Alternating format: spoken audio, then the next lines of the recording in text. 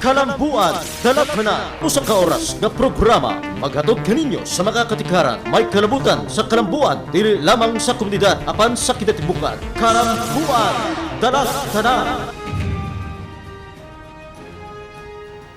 Galaming adlaw inyong alagad, Saldi Chato, kumusta tumatik paminaw, televiewers, diri students Davao, sa Tibok Islas Mindanao, o bilay kami diri sulod sa usa ka oras sa tutrubanon, ang Kalambuan Ratanan. Kinisa bang inyong higala sa kahanginan, Rafi Bermejo, may adlaw. Ang Kalambuan Ratanan nga matod sa mga importanteng impormasyon, mga isyu butang lungsod doon nga ikaw, kitang tanan, adunay kalambigitan. O siyempre, ato makauban, ato pinalanggang congressman sa unang distrito ng Tacloban Davao. First District Congressman, Carlo Nograles. Sir. Mayong adlaw, kanimo Zaldi, kanimo Rafi, ug sa tanan natong tigtanaw sa atong programa, mayong adlaw yung tanan. Okay.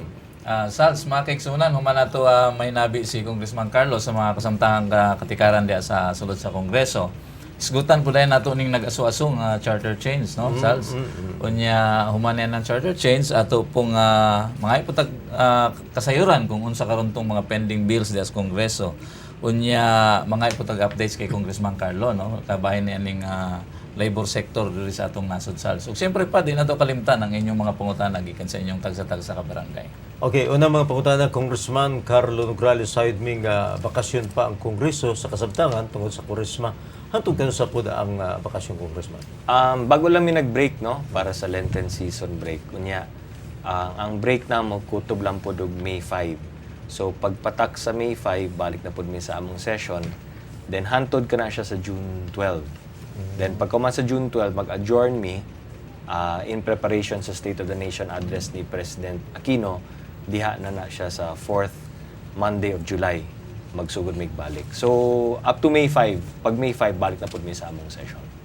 Sayod ming sa matag Karugunya, ang tanong mamulupyo diri sa unang distrito na itong siyudad sa Davao, nga ikaw, padahon sa bakasyon, musurog ka sa imong distrito. Unsa pugha ang ginahimo sa ubang mga kongresista, Congressman Carlo Nograles, nining susama karon ba nga gipahigayon ang bakasyon, Congressman? Well, sa akong nahibawan, ang kadaghanan sa ilaha, yun na pod, musuroy pod sa ilang mga distrito, mubabad dito sa mga distrito nila. Apan na po yung mga pipila ka mga kongresista na muadto sa laing nasod, kay naman tay mga international conventions, na mga international organizations na nagapa-sponsor og kining mga talks with different legislators. So sama karon ang natay mga pipila ka mga kongresista tuwa sa Geneva tungod kay nagpahigayon ng Interparliamentary Convention. So convention kini sa lain-laing mga parliamentarians o mga kongresista sa lain-laing dapit din sa atong kalibutan, lain-laing nasod. So natay mga pipila ka mga delegates gikan sa Kongreso, ingon man sa Senado na tuwa didto. So I think naikanya-kanya silang mga ginabuhat pag-abot sa Lenten season break. Okay. Iskutan ang barangay visits, Congressman Carlo. Gusto mi makisayad kung usap po ng mga kasamtangan pangitabo, no, sa mga lugar o barangay nga imong gibisita nining adlaw sa Kurisma. Unahon nato ning Matina Crossing, no. Dito ka di pa lang dugay o gusto mi makisayad unta kung unsay nahitabo dito sa imong pagbisita sa mga lugar. Natay duha ka activities dito sa Matina Crossing. Nagpahigayon mi og jobs fair. Jobs fair para sa mga sa barangay, no, kay nasayd naman mo na every month barangay hopping ta every month na tayo laing barangay na nagpa-sponsor ta og jobs fair. So naay usa ka adlaw na nagpa-jobs fair mi dito sa Matina Crossing. Naputay laing activity sa Matina Crossing katong community-based na welding nato. So nagpadayon lang gihapon tong atong project sa una na na dito mismo sa barangay nagpa-sponsor mi og community-based training, no, so laing klase-klase, no, natay welding, natay beauty care, natay carpentry. So dito sa Matina Crossing ang gihimo namo is katong welding, welding and naigamay nga carpentry works. Mao nang ang uban nangutana nganong nakapabuhat palagi si Congressman Carlo gingon ana wala may PDAF. Tinuod, no, dili PDAF ang ginagamit nato ani. Nakakuha ko og private sector na partner, no, NGO ug mga foundations na nagpa-sponsor ani. So nag-tie up mi. So every week barangay hopping mi, lain-lain barangay namin ginahimo na community-based welding program para matudloan to mga aplikante nato, mga beneficiaries nga mamahimo silang professional welder. Muna ibintahan sa kung imong congressman kung gihang kayo. No? Nangita lang tagpaagi may kay tigo mga lapog. ingon sila wa na may pidaf do. No, ako di man ko pug kumusugot na kumo kay walay pidaf wa tay mahimong kaayuhan sa barangay. So nangita lang kog paagi na maka-tie up ta sa private sector. Okay. Gikan sa Matina Crossing, nakita pukas katawan dito sa Matina SIR nga patigayon niining Nograles Oplan na Kabuhayan Project.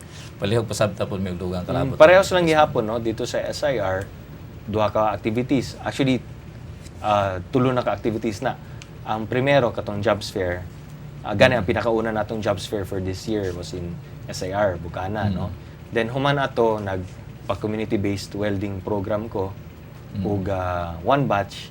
Then tungod kay daghan kayong aplikante na gustong maka-avail na nakahimo na pud mi og another batch. So nag two batches ta og community based dito. Wow. Kay ang madawat naman sa usa ka klase actually is 30 no pinaka maximum na gyud na. Pero tungod sa kadaghan na nag-apply niabot og 80 ang ni-apply. So Naka-round 2. naka-round 2 ta no. So nahimong 80 so ang nahitabo bisan 30 ang limitasyon ang limit na to sugot na lang punta na dagdagan og gamay. And then kulang mo na magyapon ng one batch nag round 2 pa mi. So nag back to back mi na training dito sa SIR. Okay. Gikan sa Barangay Matina Crossing adto sa Matina SIR karon lay nasab nga Oplan Kabuhayan Congressman Carlo Nograles dito sa Barangay Dumoy, tama ba Congressman? Yes, sa Dumoy lain na pod to no. Sa Dumoy organize mi og CIK dito. Actually kanang CIK project na sa DSWD no ang self-employment assistance kaunlaran. Kundin gikan sa CIK funds murag ipahulam na siya sa mga beneficiaries. Ang mga beneficiaries mga gagmayng negosyante. So pahulamon sila og 5,000 pesos na aging kapital no, dugang kapital para silang gamayng negosyo. Unya kanang 5,000 kada beneficiary kinahanglan nilang bayaran na og balik within 1 year na walay interest no. So kining nahitabo diri sa Dumoy nay duha ka grupo no. Ang usa ka grupo mao ni ang level 1 sa CIK. So ang buti pasabot sa level 1 first timers. Bag-o lang sila or karon lang sila naka-avail aning CIK. So 5,000 ang gipahulam. Ang usa ka grupo diya sa Dumoy level 2 na. So buti pasabot naimpas na sila sa level 1. Nabayaran na to nila balik ang 5,000. So natapos na tong 1 year, nabayaran to nila balik, naimpas na sila. So ni-qualify sila sa level 2. Sa level 2, tagaan na pud sila og 10,000 pesos. Doble na. Pero para dili pud kay bugat, no interest lang gyapon, unya 2 years to pay. So kining ang kwarta actually gikan ang pondo gikan ni sa mga daan na namang mga CIK beneficiaries na nakaimpas na. Kay ma-rollback man na, mabalik man na sa DSWD. So karon kay tuwa ng kwarta sa DSWD, dili man na nila pwedeng iuli sa treasury, kinahanglan mag-identify na pud sila og laing beneficiary. So dito na ni sulod ang among opisina, kami ang nagtabang sa nag-recommend kung kinsa tong mga grupo na pwede natong tabangan. So mo tong launching ditong nahitabo sa Dumoy.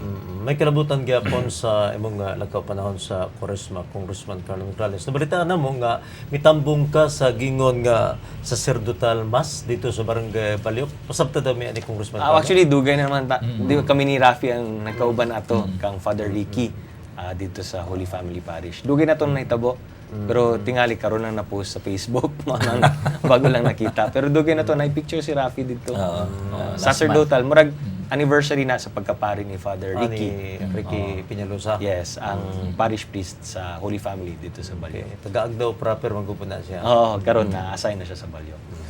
Okay. Among nabalitaan Congressman nga dito pug ka sa Katulunan Pequeño, Katulunan na Grande, sa Talomo o sa Matina Playa agi pagkonsulta sa imong mga leader sa mga lugar no. Mga na lang mi gusto mi mag-decide kung sa nahitabo sa imong mga konsultasyon sa mga. Well, basically ang consultation namo sa mga matag barangay is has to do with unsa na ang sitwasyon karon, unsa nay may tabang sa among opisina karon na wala na PDAF.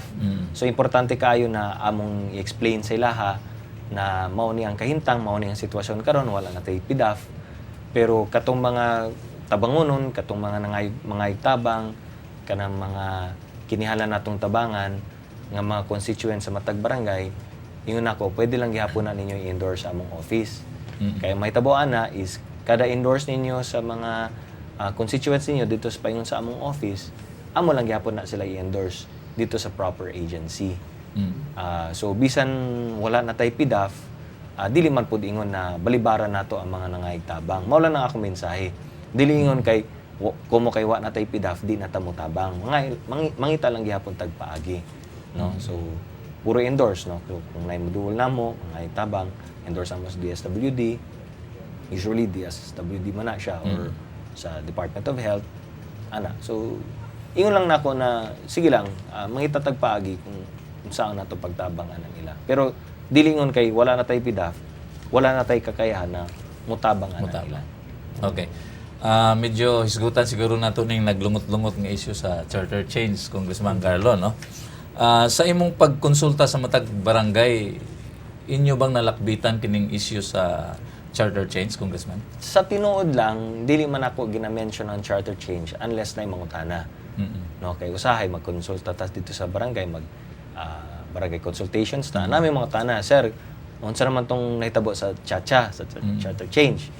So akong gina-explain na kining charter change nato karon sa kasamtangan diri sa 16th Congress, diha lang na siya sa economic provisions. Mao lagi na. So dili na mo hilabtan ang term limits, dili na mo hilabtan ang mga lain pa mga provisions sa Constitution, kato lamang economic provisions na ablihan nato or tagaan nato gahom ang Kongreso nga posibleng abrihan ang atong nasod sa mga langyaw na gusto manag-iya og mga yuta diri. So akong gina-explain sa kasamtangan manggod, kung langyaw ka, foreigner ka, dili ka makapalit, dili ka pwedeng manag-iya og yuta or luna diri sa atong nasod. So ang limitasyon na syempre kumpara sa ubang mga nasod, wala kayo mga investor na foreigner diri.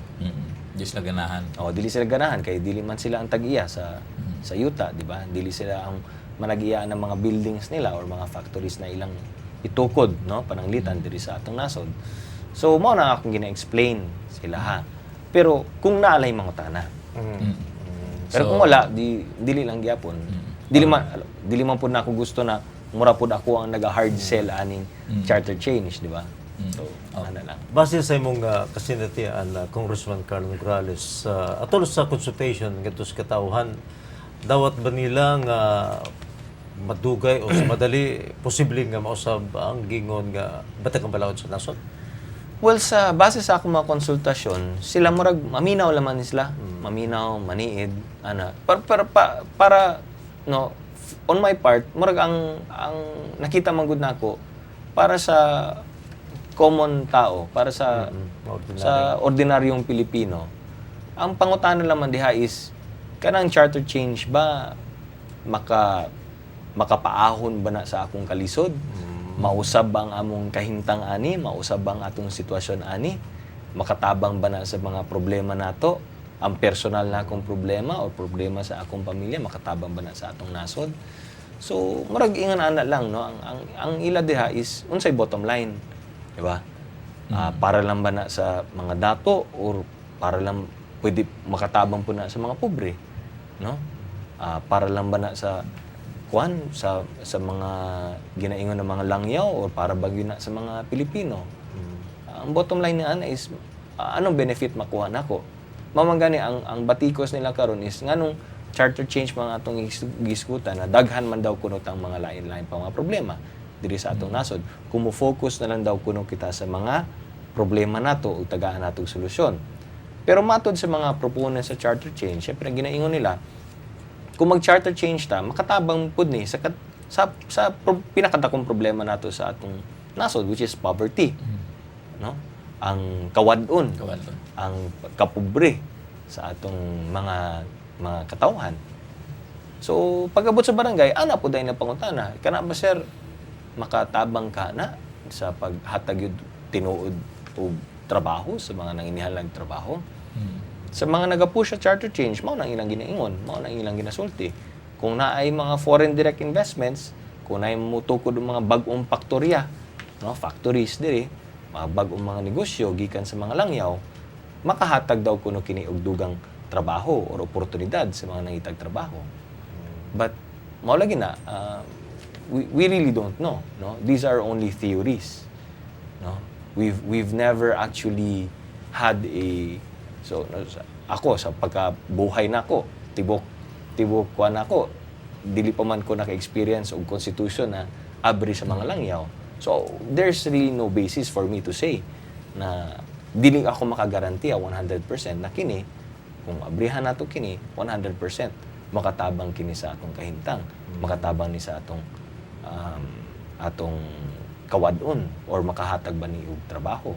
It's all theoretical. Mao lang ang limitasyon nato. Ang Congressman Carlo Nograles, si House Speaker Sonny Belmonte, milagda kuno gusto ka panaad nga gingon nga economic provision ra daw sa atong constitution ang maoy usbon para sa man pud ang mga panaad, Congressman. Kuha na siya, syempre, daghan maguna nagapangutana kanang pag-charter change ba nato purely economic provisions lamang or ang agenda bagid nato is abrihan bisan tong mga term limitations or abrihan katong mga term limits, di ba? So si Congressman Lito Atienza nagpapirma kay Speaker Belmonte og usa ka pledge na nakabutang dito sa pledge is murag I pledge that we will only tackle economic provisions, dili nato hilabtan ang political provisions or any other provisions in the Constitution. So, murag pirma si Speaker kay para ihatag ang iyang 100% assurance na dili lagi hilabtan ang kanang mga political provisions nato, labi na ang pag-adjust sa term limits, no, ug ang pag-adjust sa pila ka tuig pwede magserbisyo ang presidente, ang vice president, ang senate ug ang mga kongresista. Ay siyempre, basic abrihan na usabon na po na dili lang 3 years, mahimong 5 years ang term sa usa ka kongresista, di ba? Or tanggalin yung term limits na 3 consecutive terms. Tapos na, di ba? So, mao na ang assurance niya. Pirma siya sa pledge to assure everyone na economic provisions lang yun ang atong usbon or amindahan sa Constitution. Ang question din sa katawan, Congressman Carlo, kung mutultul po ba daw kaha si Speaker Belmonte sa mga panaad nga ang economic reforms lang sa Chatsa ang iyahang tarugon. Kung mutuman ba siya siyang mga gipirmahang panaad? well, syempre, number one, unsa bay nakabutang dito sa pledge niya, no? I pledge that economic provisions lang, that they will not touch the term limits, no? Dili nila hilabtan tong ubang pa mga provisions sa Constitution. Unya, ang nakabutang dito, otherwise, I agreed that I will open myself to expulsion. Murag ana nakabutang. Unya, ang nagpirma ana is si Speaker Belmonte ug katong mga kongresista sa independent bloc, no? And then karon ang sulti nila, ang uban pa mga kongresista papirmahon pa daw. Personally, ako, wala pa ako nakadawat sa papeles na kinahanglan akong pirmahan. Pero matud palagi nila, during the break and pagbalik na mo sa Kongreso, papirmahon daw ang tanang mga kongresista. So, unsay garantiya ana kung nagpirma? Mao lagi na. Ang nakabutang dito is otherwise, murag, kalimutan ko sa wording, pero murag, ang nakabutang dito, I open myself to expulsion. Murag, ingon ana. In other words, tingali, kung dili nila tumanon ang ilang pledge, willing sila na magpatalsik or magpatanggal, tanggalin sila sa Kongreso. Pero ang nakapirma lagi, ang pangutana lagi diya, ang tanang kongresista ni pirma. Kaysa so far, ang nagpirma lamang si Speaker Belmonte ug kato mga naa sa independent bloc. So sa lakto ta pagkasulti, ang uban na wala nagpirma, basi mo violate. Sila lang ang nakapirma dito. Katong nakapirma lang, ang mga wala nakapirma will not open himself up to expulsion, di ba? Katong nakapirma lang ang open up to expansion. So pwede din mo violate. Mao na ang that's why there's pressure na papirmahon ang tanang mga kongresista. Okay. Pananglitan og kining usbon gyud sa tao, gusto sa tao nga dunay political reforms diha sa charter sama sa pagtanggal sa katong giingon nimo nga term limits, no? Og lugwayan katong mga terms sa mga elected officials. Dili pa ba ka unfair ni nga inig-abri na to sa chatsa, limit lang nato sa economic reforms, Congressman? O, sa akong nahibawan, wala may movement tingali or wala may nagapush na usbon namo ang term limits. No, sa akong pagkaibalo. In fact, sa tingin ko, kung pakialaman natin yung term limits na yan, basid naapay mo react diha. Naapay mo, basid na mo protesta, na mo ingon nga, para lang diay na, para ninyo lang diay na. Di ba? So right now, economic provisions ang atong ginisgutan, wala kayo nagasamok. Wala kayo kung nadungog nga nagaprotesta. Although na ay gamay, pero wala kayo kanang giningon na violent reaction. Matod pa. No? So, I think, kung economic provisions lang, ang katawhan, okay lang. Wala kayo sila'y problema. Pero, basin kung amo ng hilabtan ng gining mga term limits, basin diha, baka makakita to og mga violent reaction gikan sa katawhan. So, that's the reason why gina-assure na mo ang public na economic provisions lang atong hisgutan. Kay tingin ko mas sensitibo sila sa political eh. Basta term limits lang atong ginahisgutan, basig diha pa ta maka-encounter nga naay mag-violent reaction or naay masuko. Okay. Last question alang sa chatcha, Congressman Carlo Nograles. Unsa ba ang kahimtang karon sa chatcha ninihigayon na diya sa Kongreso? Right now, tung March 1 tingali ba to? First week of March, na-approve na sa Committee on Constitutional Amendments ang House Joint Resolution number 1, which is ang chatcha lagi. So, as far as the House of Representatives is concerned, human nami sa among committee level, sa Committee on Constitutional Amendments. That means, naa na siya sa plenary. Now, before me nag-break, wala man namon na open up ang discussion sa plenary. Pero ang akong suspicion is pag balik na mo sa May 5, diha na nila abrihan ang debate sa charter change diha sa plenaryo. So, what does that mean? That means, yung parehas na makita natong debate diha sa plenary floor. No, so, in other words, na mo interpellate, ang sponsor ang mo sponsor, siya mutubag. Incidentally, ang head sa Constitutional Amendments Committee si Congresswoman Milen Garcia Albano. So, tingali, siya ang mo-sponsor niya na sa floor. Then, ang tanang mga kongresista na mga pangutana, pwede na nilang ipangutana ka na siya kang Congresswoman Garcia. Si Congresswoman Garcia, isip sponsor, siya mo defend ni Ana. So, diyan na, debate. Pag kuman sa debate, period of interpellation, diata sa period of amendment. So, in other words, base sa debate, nabay amendahan nato diri sa atong resolution for charter change. Diba? Kung wala, botohan na yan on second reading. Pag kuman boto, kung daog ang majority, mag third reading ta. No? But remember, because this is charter change, dili pwede majority. No? Kay kung ordinary bill na, majority, okay na. But because this is charter change, kinahanglan 3/4. So pag-abot, I think, pag-abot sa second reading and third reading, kinahanglan 3/4 na. No? Kaya syempre, kung pag-abot sa second reading, di siya kaabot og 3/4, di yun na siya moabot og third reading, kay pildi na. Kay wala ni mo na ko ang 3/4 eh. So, pag 3/4 mo second reading, pag-abot sa third reading, 3/4 tapos na. Now, kung 3/4 ka second reading, pag-abot sa 3/4 ni cambio, ug huna-huna na nag-change of mind, change of vote siya, wa ka nakaabot sa 3/4 sa third reading, wala lang yapon, pildi na ka.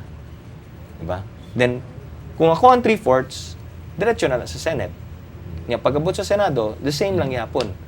Agi na siya og committee, then moagi og second reading, moagi og third reading, again, kinahanglan 3/4 po dito sa Senado. So naana kay 3/4 sa House, naana kay 3/4 sa Senado. Karon, ang pangutana naamagoy nagaingon mga lawyers, mga legal minds nagaingon. Actually, kung mag-charter change ta, dapat joint nagaboto ang House ug ang Senate. So, ang duda ko, para safe, pag medyo okay na sa House, kuha ng 3/4. Nya, pasa na mo sa Senate. Pag abot sa Senate, nakuha ang 3/4, ang duda ko, magkaroon ng isang special session ang Congress na mag-join ang House ug ang Senate together. Para i-ratify katong 3/4 vote na mo. Para wala na legal question on procedure. Kay nay nagasulti ang do ka theories man guna, ang usa nagaingon pwede separately, ang isa nagaingon dapat jointly. So para safe, walay mga question sa Supreme Court, pag abot sa ratification, mag-joint me. And then i-ratify na mo na parehos 3/4. Diba? Para wala na pwede mo question ani sa Supreme Court. Pag kumana na, among ihatag sa katawhan. Okay. Pagbotohan ninyo. Plebisito na. Pag majority wins, then we change the Constitution. Ano lang. Okay. Sals, una na ito hinabiyon si Congressman Carlo Nograles, no? Kalambigitan sa kasamtangang kahimtang sa atong pamuo sa nasod. Hatagan sa natong break ang atong programa, Sals, no? Aron mahatagan mo natong oras ang atong kamay. Ay lang mo gawa kay balik na ito. Kalambuan, dalat na.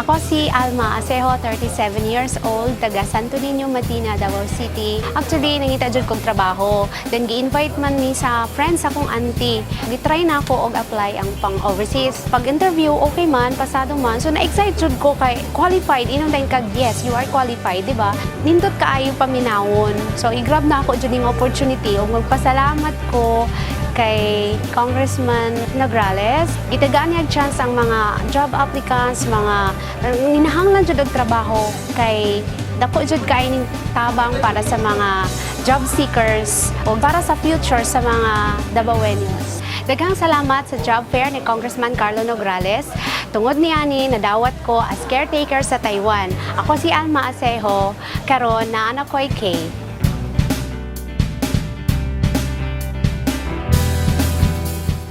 Kalambuan, dalat na. Balik ta sa atong programa ang Kalambuan Dalatanan. Mga igsunan ang atong hisgutan karon dunay kalambigitan no sa kahimtang sa pamuo sa atong nasod. Salds? Okay, kining Congressman Carlo Nograles, suskutan na to ang imong poder isip nga chairman sa House Committee on Labor. Murag nakamatngon mi nga kining pag nagkadako ang problema sa nasod sa pamuo atol sa pagsaka sa unemployment rate sa nasod sa Pilipinas nitong Enero 14. Wala ba'y pamalaod nga makasumpo sa maong nga problema, Congressman? Sa mga pamalaod, siyempre, kung maghimo tagbalaod, muagi man gid nang proseso. And that's the reason why medyo madugay gani. Dili malikyan, mag first reading ka, abot pa ng committee, gikan sa committee, mag second reading, third reading, pagbotohan pa na. And that's only the House of Representatives. Lahi pang sa Senado. So it will really take some time. It will take, sabihin natin, 1 year, 2 years, up to 3 years para mahimong balaod ang usa ka balaod nun. That's why kinahanglan natay immediate action. No. As far as ang district office nato is concerned, makita nato isip chairman sa labor labi na gina-push na gyud nako na ang among district office makatabang sa problema sa unemployment, no. Labi na diri sa atong syudad sa Davao ingon man sa among distrito. So that's why makita nimo every month natay job fair, di ba? Unya sige taghatag og mga livelihood projects, mga livelihood training, community-based training. Then natay mga nagasulisit nami mga job vacancies, unya gina-post na namo sa among office, gina-post na nako sa Facebook. Bisan diri sa atong Kalambon dalatanan makita nato ang mga posting nato sa mga job vacancies. So kining tanan ginahimo namo kay para natay immediate action, no? Dili lang pud na maghulat lang pud ta og maayong balaod or maghimo tag balaod nun, no? As far as legislation is concerned, ginahimo namo na, but down to the district and the city level sa locality nato, doon na po tayo inisyatibo nato, no? Ang Department of Labor ana pod, no? Na sila mga projects, na sila mga projects sa livelihood, na sila mga projects sa training, ang TESDA na amang pod, no? So ginabuhat po na nila on their own. But as far as balaod nun is concerned, of course, natay mga priority legislation na atong ginapush, no? So sama ana ang non-discrimination in hiring pag-abot sa edad. Na-experience namo ni na nagahatag mi og kini mga job vacancies, pero ang mga kumpanya syempre na sila preference on age, edad. Kutulo mi sa 25 to 30 or 25 to 35 lang ang hiring, murag 20 to 35 ang hiring. Nay nagareklamo ano saan ang pagalpay 40 man mi, saan ang pagalpay 45 man mi. So naibalood nun karon na wag tangon wala na siya. So it's called the non-discrimination in age in hiring, non-discrimination in hiring. So kana naka-technical working group na siya, na discuss na namo na siya sa among komitiba. Lain pa katong apprenticeship bill. Unsa man ni siya, i-strengthen namong apprenticeship program kay para katong mga kumpanya, labi na mga naa sa manufacturing, pwede sila mo hire og apprentice. As apprentice, dili pa ka regular, pero as apprentice, tudloan kanila na i-training, ihatag kanila, tagaan kanila training, na samtang naga-training ka, suldado pod ka. No? And then kung pagkauman sa apprenticeship, maayo ang imong performance, i-absorb ka sa kumpanya as a regular employee. Pero kung dili ka i-absorb, bisan dili ka i-absorb, na kay credentials nimo, kay tagaan kanilang certificate na nag-undergo ka apprentice. Then after that, pwede na ka mo, kung dili ka absorb, at least na kay certificate, murag TESDA certificate, no? It's equivalent to a TESDA certificate. Pwede ka mag-apply somewhere else. So, naapod tayo gina-strengthen na apprenticeship bill na gusto namon pasahon. Makatabang po na sa employment. Naapod kining strengthening the PESO, no? Or ang Public Employment Services Office.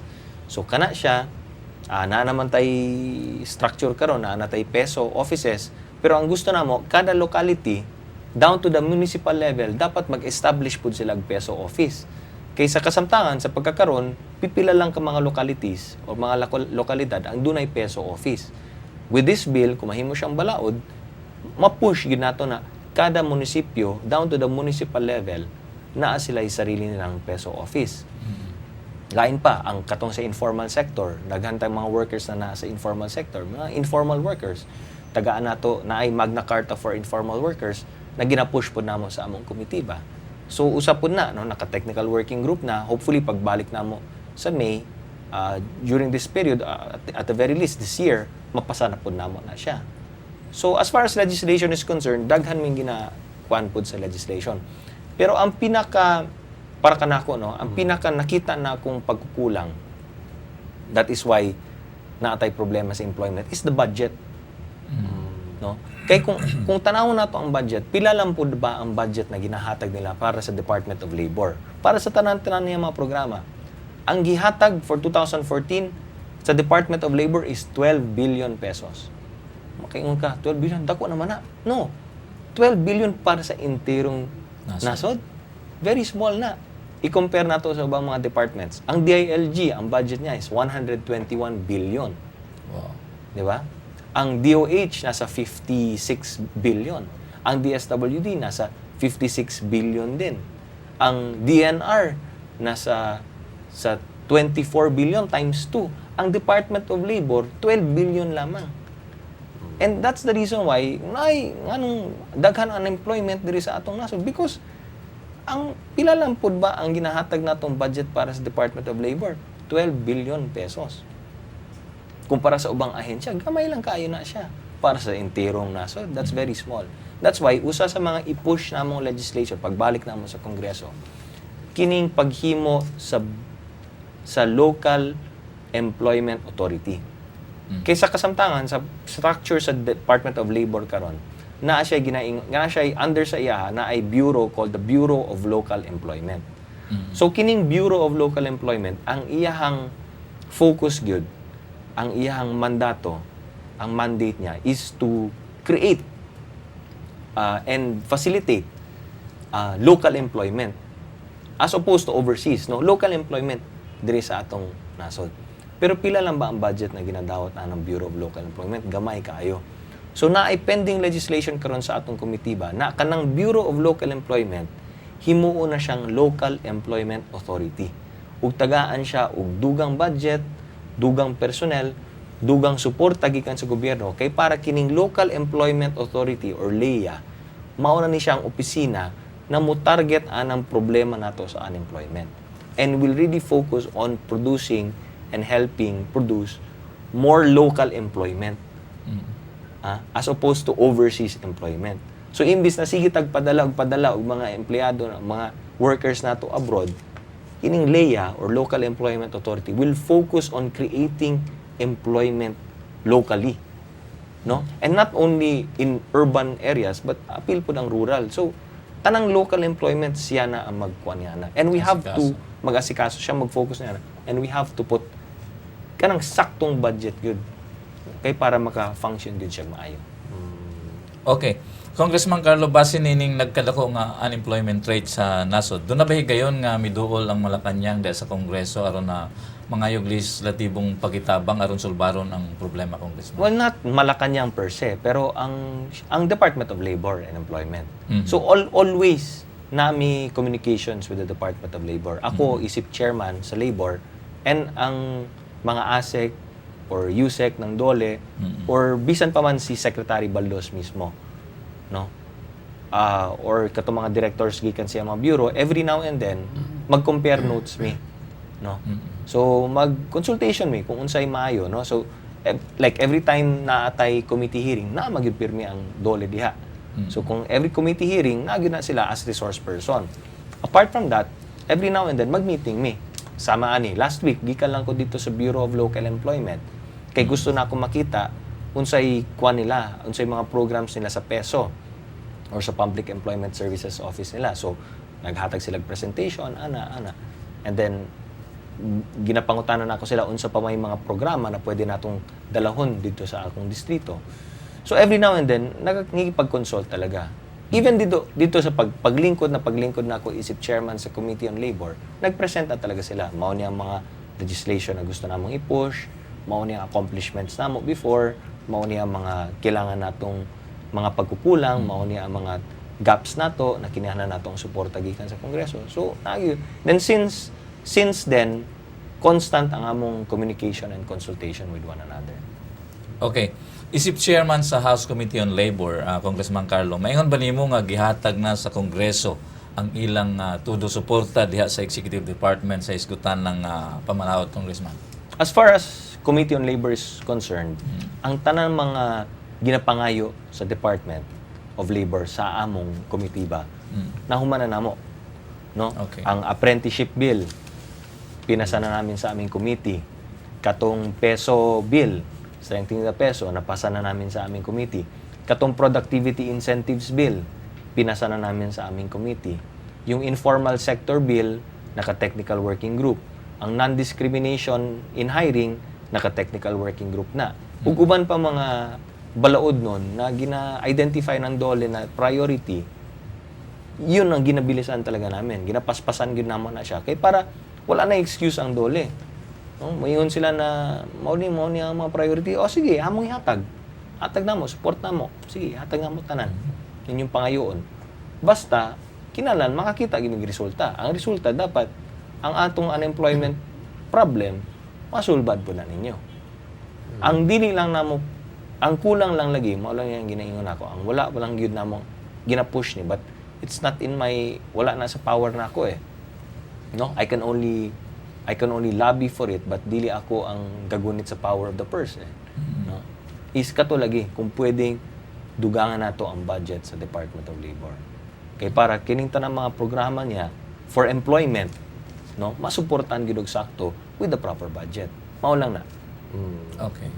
Congressman Carlo Nograles, sa tanang mga balaod nun, nga pending diha sa imong komitiba, asa dito ang pinaka-importante nga sa imong tan-aw nga may puruhan nga mapasar?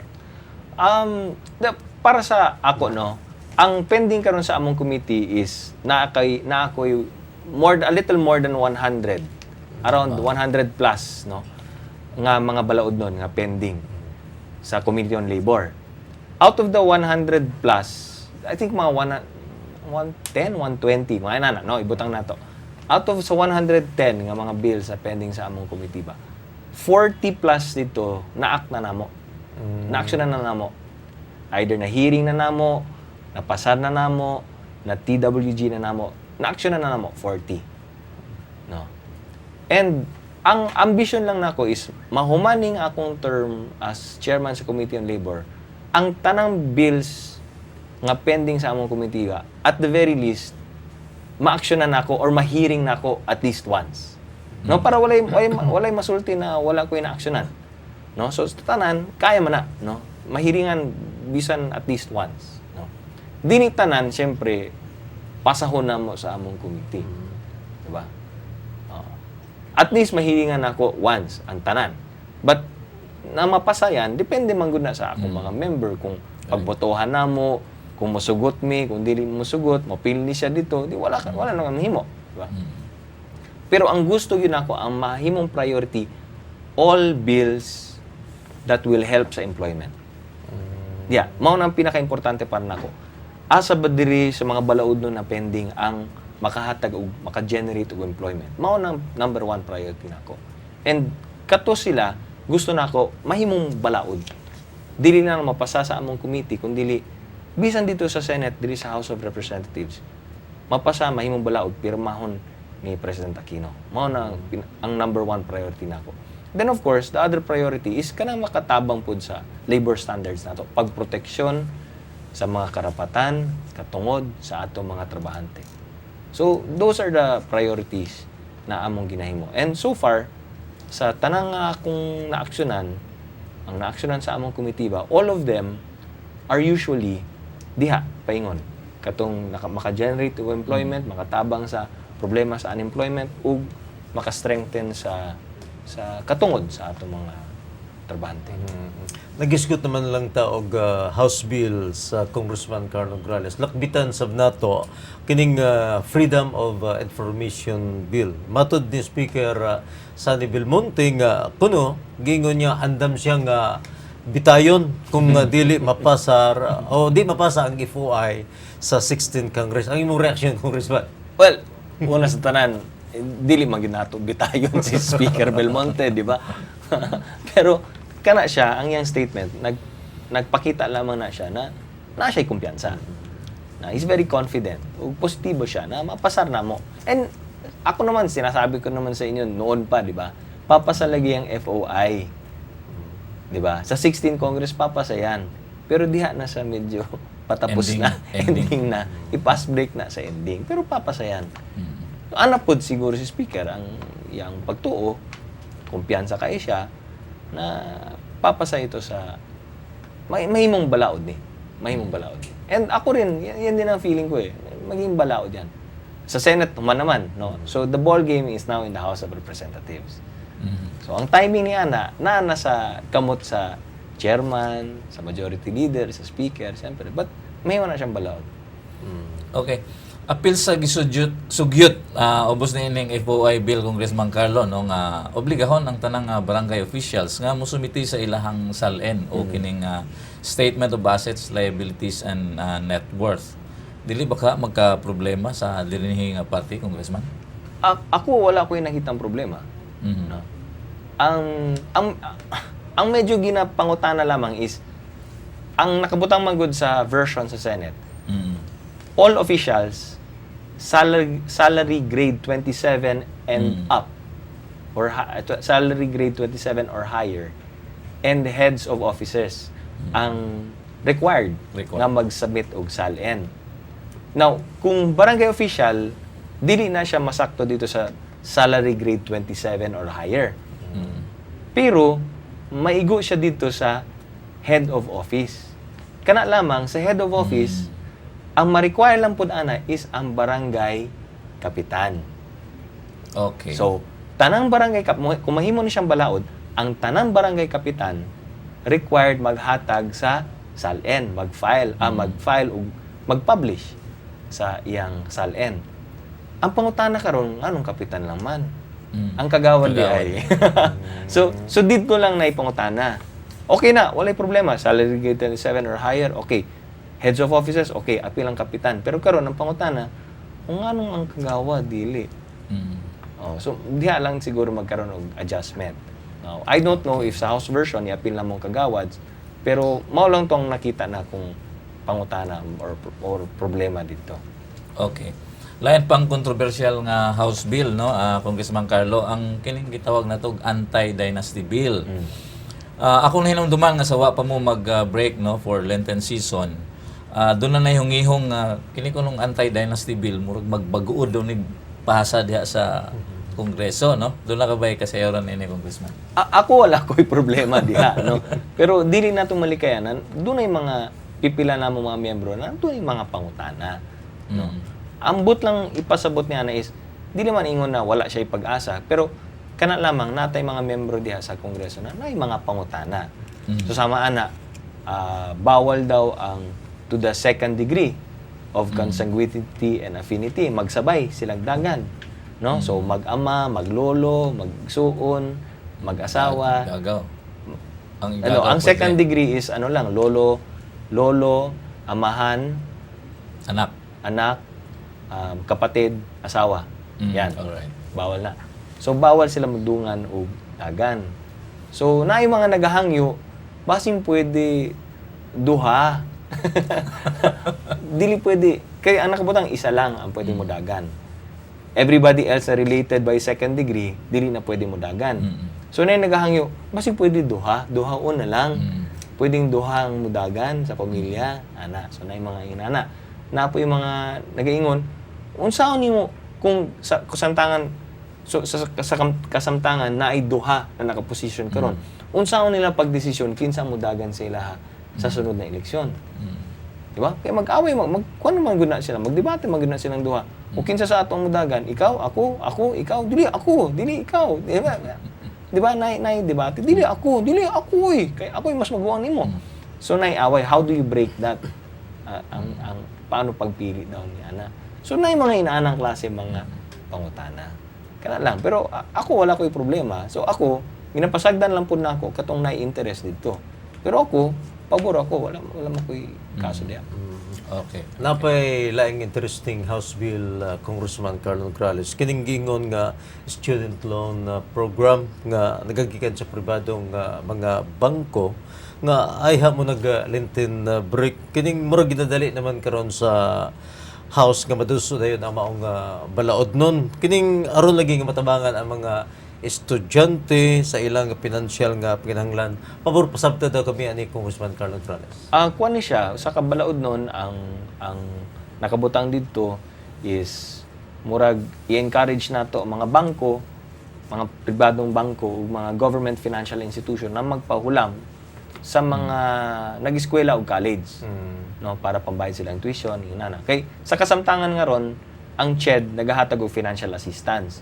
Pero sa tinuod lang, kung atong isuma total ang tanang kinatabangan sa CHED sa financial assistance, nalan siya sa 60,000 students sa tibuok nasod, which is only roughly 2% sa student population kung atong isuma total ang tanang student population na nag-eskwela sa college or techbook. So gamay lang kayo. Mao nang kinihanlan i-appeal po datong private sector ani.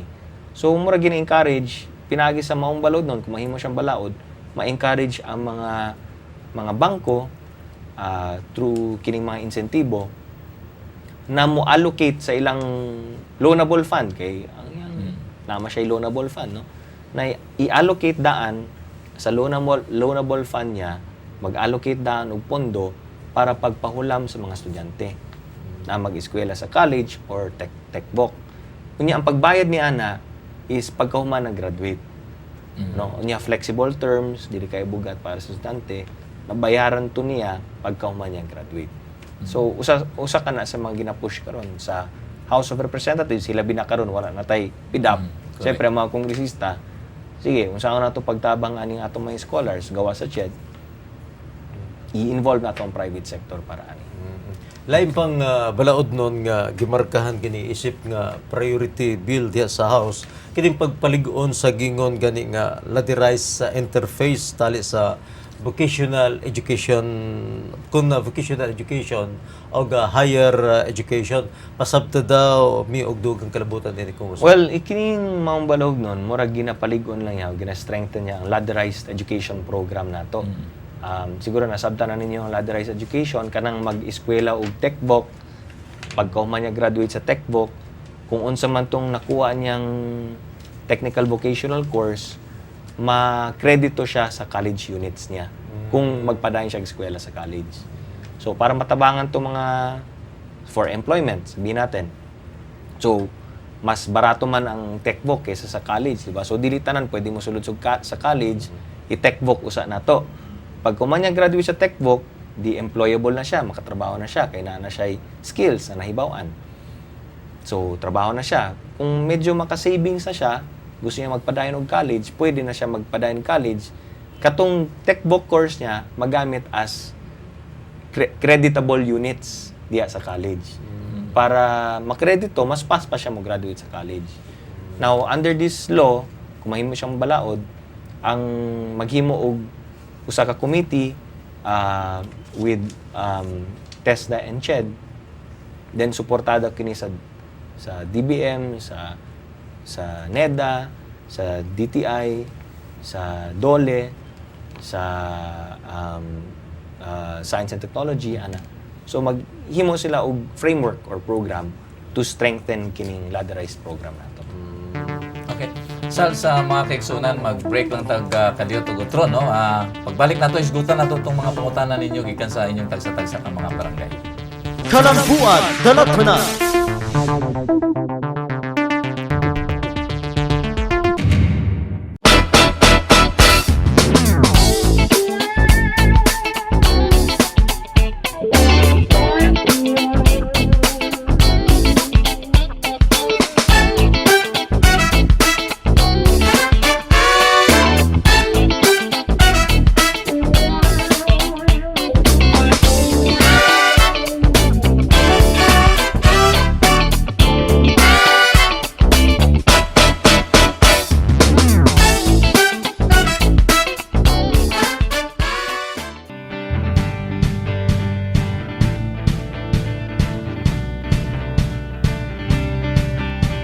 Ako si Alma Asejo, 37 years old, taga Santo Niño, Matina, Davao City. Actually, nangita jud kong trabaho. Then, gi-invite man ni sa friends akong auntie. Gitry na ako og apply ang pang overseas. Pag-interview, okay man, pasado man. So, na-excite jud ko kay qualified. Inong dahil kag, yes, you are qualified, di ba? Nindot kaayo paminawon. So, i-grab na ako jud yung opportunity. O magpasalamat ko kay Congressman Nograles. Gitagaan niya chance ang mga job applicants, mga ninahanglan jud og trabaho kay dako jud kay ning tabang para sa mga job seekers o para sa future sa mga Davaoenos. Daghang salamat sa job fair ni Congressman Carlo Nograles. Tungod niani nadawat ko as caretaker sa Taiwan. Ako si Alma Asejo, karon naa na ko'y Kay.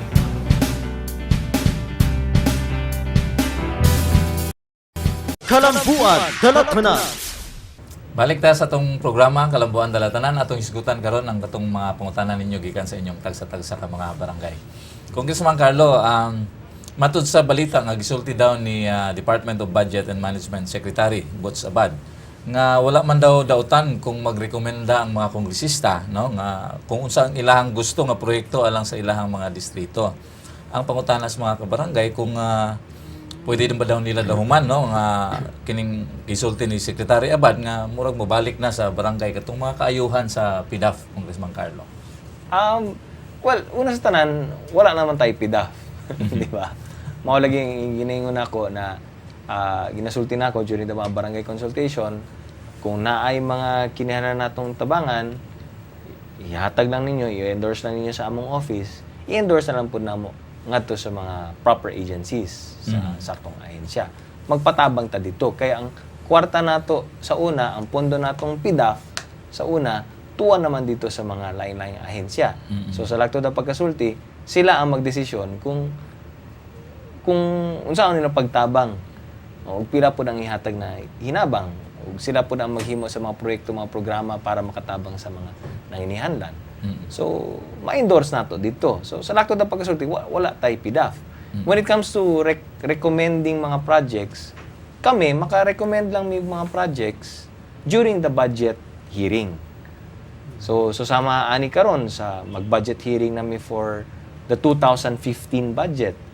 Karon Agosto magsugod ang budget hearing. Diyan na namo pwedeng ihatag ang mga recommended na mga projects nato para sa among distrito. Pero as far as PIDAF is concerned, wala na PIDAF. Okay. Nangutanan po lang atong mga kabarangay Congressman Carlo, no? Kay nadungog nila ning hunging-hung, no? Nga doon na day hidden pork sa daw ni katinood. Chismis lang na og usa lang pud ka kongresista ang nagpachismis ana. Gani ang ginasulti niya na daw siya ay nakitang porma na ginasunod daw sa mga kongresista para ma-access kining hidden pork. Sa tinuod lang, walay hidden pork, wala pud katong porma, wala pa ko kakitaan ng pormaha kung asa ba na gikan or asa ba na gibase ang maong porma. So mao nang akong naibawan. Wala tay ingon ana, no? Unless gina-blind ko nila. Which nagapangutana man pud ko sa mga kongresista, ginasulti man pud nila, wala tay ingon ana. Basig nga tungod sa iyang kamingaw sa pork sauce, nag-hallucinate. Nag-imagine na siguro. Congressman Carlo Corrales, doon ay mga job openings nga nakapost sa imong Facebook. Ang ilang pumunta na pwede ba silang mga-apply dito sa imong opisina? Well, natay mga job postings na gina-post karon sa among office. Natay usa ka community billboard dito na gina-post nato dito ang mga job vacancies. Gina-post po na ako mga job vacancies sa Facebook. Ug bisan diri sa atong programang Kalamuan nila tanan, mapansin niyo na atay mga makitang job vacancies diha, no? So kining tanan makita nato mao ni ang mga available jobs sa pagkakaroon. No, sa lain-laing kumpanya, we have 180 companies. No? 180 companies na diri sa Davao. Davao lang na 180 companies na lain-laing mga job openings. So amo lang na siya ginagather ug gina-post namo kana siya. So, katong gusto mga apply or na yung mga pangutana, pwede sila moduol sa among district office. Then, kami diha sa among district office, gitudloan nami, nag-undergo nami yung training gitudloan nami unsaon ang pag-facilitate aning mga nanginihanlan og trabaho or mga nangitag trabaho. So, nami kakayahan karon na magkuan sa ilang mga pangutana, mutubag sa ilang mga pangutana, mo tabang, mo endorse ana nila paingon dito sa mga kumpanya na nanginihanlan. So sa dugang pa mga pangutana o mga dugang pa mga detalye or kung gusto nila makita kung unsa pay mga job vacancies diha nga available sa atong syudad, pwede sila moadto sa among district office para ana. Okay. Murag di na kita ito kapugan na Congressman Carlo Corrales, may usos na kita itong kabilis sa itong tutulaman ng Kalambuan Daratan. Kasi doon nakapay ka puno, mga minsay ito sa itong mga paminaw at mga televiewers. Congressman. Yes, una sa tanan, daghang kay salamat Zadi ug Rafi ug sa tanang mga naminaw karon. Nagpadayon lang gihapon ta sa mga programa o mga proyekto nato na makahatag og trabaho o makatabang sa mga nanginahanglang trabaho na makakita og tarong og maayong trabaho. No? So, padayon lang gihapon na ato mga community livelihood projects, padayon lang gihapon na ato mga job fair, ug bisan pa man ang atong district office karon nagatabang sa facilitation sa mga job seekers na makakita sila og maayong trabaho. So, para sa mga duga pang mga pangutana, duga pa mga detalye o para makita po ninyo kung sa mga job vacancies na available karon dinhi sa atong syudad sa Davao, adto lang mo sa among district office na diha na himutang sa Quirino Avenue, corner Mabini Street ning Dakbayan. So kayong tanan daghang kay salamat ug syempre pa sa akong asawa nga si Marga ug sa akong mga anak Mateo Massimo ug Nika kaninyong tanan daghang kayong salamat ug may adlaw. Okay. Daghan po kayong salamat, Congressman Carlo Nograles. Og Salz, pasalamatan lang nato si VJ Salonga sa Decoratives by Jana and Erks para sa atong set. Ug si Kata Galinito, nagtabang og ayos ka nato. Ug congratulations to the newlywed couple, to my friend Alice and my Norwegian friend Edward Nelson. Congratulations to both of you. And happy birthday to Ma'am Nati Bulaklak sa Dacoville, no, sa Barangay Dumoy. Tungod kay wa naman kitay oras kininyo galas kahanginan Rafi Bermejo nagingon, daghang salamat ug dalay ko ng Dios. O syempre sa itong mga televiewers sa inyong ubos nga lagad, Saldi Chato, may adlaw kanyang mga.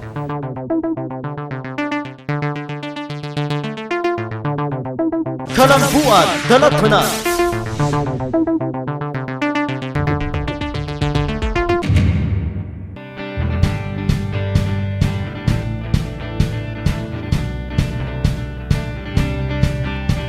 Ako si Alma Asejo, 37 years old, taga Santo Niño, Matina, Davao City. Actually, nangita jud kong trabaho. Then, gi-invite man ni sa friends akong auntie. Gitry na ako og apply ang pang overseas. Pag-interview, okay man, pasado man. So, na-excite jud ko kay qualified. Inong dahil kag, yes, you are qualified, di ba? Nindot kaayo paminawon. So, i-grab na ako jud yung opportunity. O magpasalamat ko kay Congressman Nograles. Gitagaan niya chance ang mga job applicants, mga ninahanglan jud og trabaho kay dako jud kay ning tabang para sa mga job seekers o para sa future sa mga Davaoenos. Daghang salamat sa job fair ni Congressman Carlo Nograles. Tungod niani nadawat ko as caretaker sa Taiwan. Ako si Alma Asejo, karon naa na ko'y Kay.